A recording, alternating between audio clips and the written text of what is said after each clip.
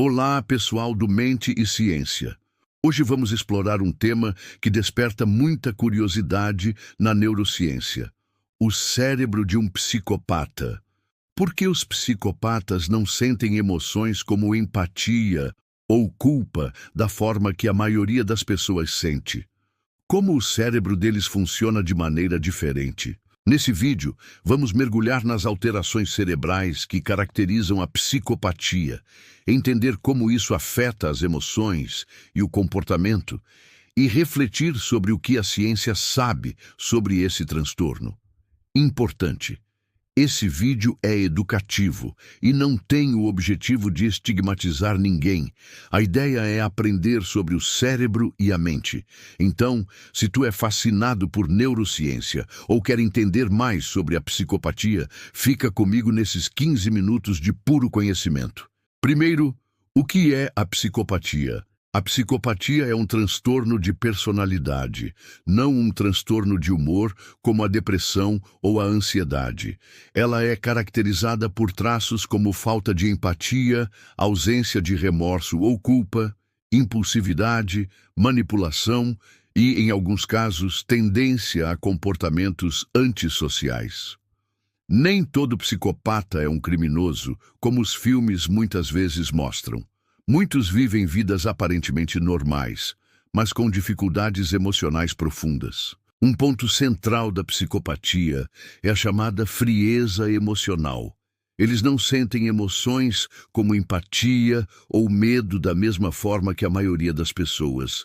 Por exemplo, enquanto tu ou eu podemos sentir culpa por machucar alguém ou medo de ser rejeitado, um psicopata geralmente não sente isso. Mas isso não significa que eles não sentem nada. Eles podem sentir raiva, prazer ou excitação, mas emoções ligadas à conexão com outras pessoas, como amor ou compaixão, são muito reduzidas ou ausentes.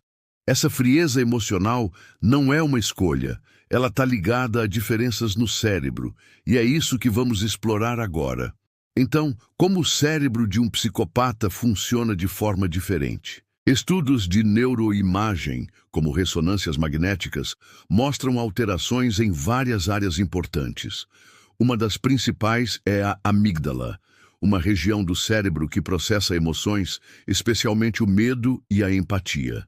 Em psicopatas, a amígdala é menos ativa e, em alguns casos, até menor do que em pessoas típicas. Isso significa que eles têm dificuldade de sentir medo ou reconhecer o sofrimento dos outros.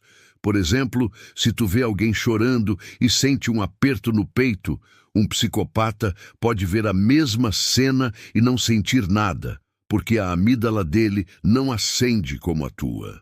Outra área afetada é o córtex pré-frontal, que regula o controle emocional, a tomada de decisões e o senso de moralidade. Em psicopatas, o córtex pré-frontal ventromedial, que está ligado a sentir culpa e tomar decisões morais, tem atividade reduzida. É por isso que eles podem mentir ou manipular sem sentir remorso. Além disso, há menos conectividade entre a amígdala e o córtex pré-frontal, o que significa que essas duas áreas não conversam bem. É como se o cérebro de um psicopata tivesse uma barreira que impede as emoções de influenciar as decisões. Por fim, o sistema límbico, que é o circuito emocional do cérebro, também é menos ativo, o que contribui para essa frieza emocional. Além das alterações estruturais, a bioquímica do cérebro de um psicopata também é diferente. Neurotransmissores, que são os mensageiros químicos do cérebro, têm um papel importante aqui. Um deles é a serotonina, que regula o humor e o controle de impulsos. Em psicopatas, os níveis de serotonina podem ser desregulados, o que contribui para a impulsividade e comportamentos agressivos. Outro neurotransmissor é a dopamina, que está ligada à sensação de prazer e recompensa.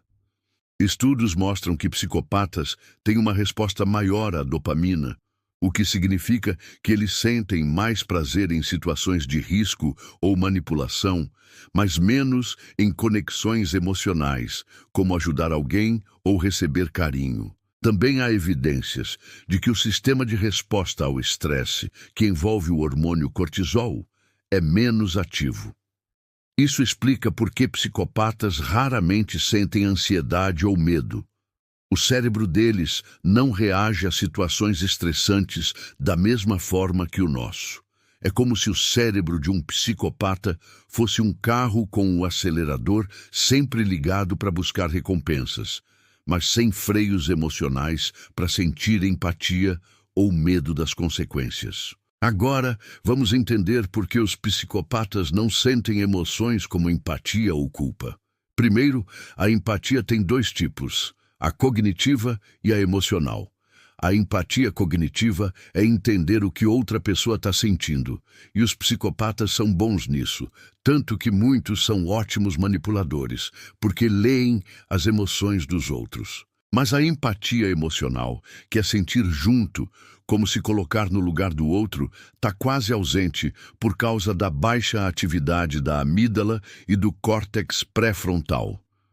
Um exemplo: se tu vê um amigo chorando por perder o emprego, tu pode sentir tristeza por ele. Um psicopata pode entender que o amigo está triste, mas não sente essa tristeza junto. A culpa e o remorso também são emoções que dependem de áreas como o córtex pré-frontal e a ínsula, que processa o desconforto emocional. Como essas áreas são menos ativas, um psicopata pode fazer algo errado, como mentir ou machucar alguém, e não sentir aquele peso que a gente sente. É como se o cérebro deles fosse um computador muito eficiente para calcular ações, mas sem o software das emoções sociais. Eles agem baseados na lógica ou no interesse próprio, não na conexão emocional. Essas diferenças cerebrais têm um impacto grande no comportamento dos psicopatas. Por causa da falta de empatia e remorso, eles podem ser manipuladores, impulsivos e, em alguns casos, até perigosos, especialmente se tiverem outros traços, como agressividade. Mas é importante lembrar que nem todo psicopata é violento. Muitos usam sua frieza emocional para ter sucesso em carreiras que exigem decisões difíceis, como em negócios ou política, onde a falta de emoção pode ser uma vantagem. Na sociedade, isso traz desafios. Como lidar com pessoas que não sentem culpa ou empatia? A neurociência está começando a responder isso, estudando formas de intervenção, como terapias que focam em ensinar comportamentos pró-sociais, embora mudar a estrutura emocional de um psicopata seja muito difícil. Outro ponto é que a psicopatia tem uma base genética, mas o ambiente também influencia. Um psicopata que cresce num ambiente violento tem mais chance de desenvolver comportamentos antissociais do que um que cresce com apoio e estrutura. Entender o cérebro de um psicopata nos ajuda a desmistificar o transtorno e pensar em soluções baseadas na ciência, não no preconceito. Então, o cérebro de um psicopata é um exemplo fascinante de como a neurociência explica comportamentos humanos. As diferenças na amígdala, no córtex pré-frontal e nos neurotransmissores mostram que a frieza emocional não é uma escolha, mas uma característica biológica. O que achou desse mergulho no cérebro dos psicopatas? Deixa teu comentário me contando o que tu achou mais interessante ou se quer mais vídeos sobre neurociência e comportamento aqui no Mente e Ciência. Se inscreve no canal e ativa o sininho para não perder os próximos conteúdos. Compartilha esse vídeo com alguém que também curte entender a mente humana. Até a próxima e continua explorando os mistérios do cérebro.